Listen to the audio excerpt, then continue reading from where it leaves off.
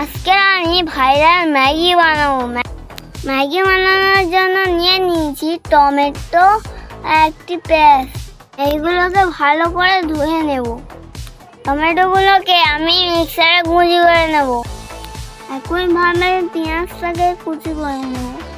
পেঁয়াজ ও টমেটো আমার কুচি করা হয়ে গিয়েছে।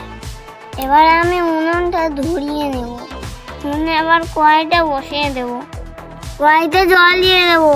জলটা একটু গরম হলে দিয়ে দেব ম্যাগিটাকে সিদ্ধ করে নেব। আমার ম্যাগি সিদ্ধ করা হয়ে গিয়েছে। এবারে আমি ঢেলে নেব। একই কড়াইতে দিয়ে দেবো অয়েল।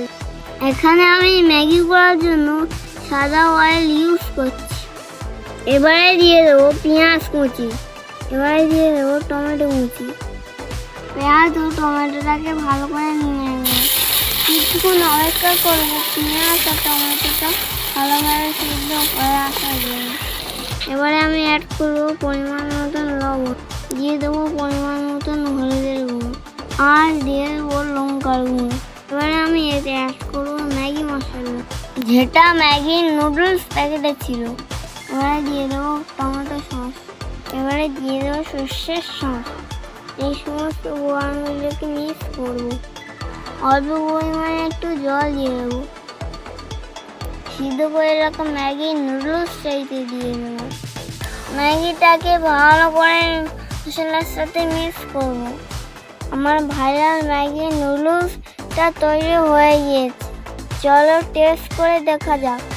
আমার এই ছোট্ট কিচেনটাকে আমার ভালোবাসা ভরিয়ে নাও, যাতে আমি আরও নিত্য নতুন ভিডিও আমাদের দিতে পারি। এটি খেতে দারুণ হয়েছে।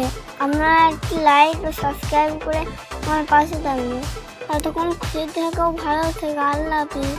আমাকে মনে রাখো লাইব্রেরি কিচেন চ্যানেল।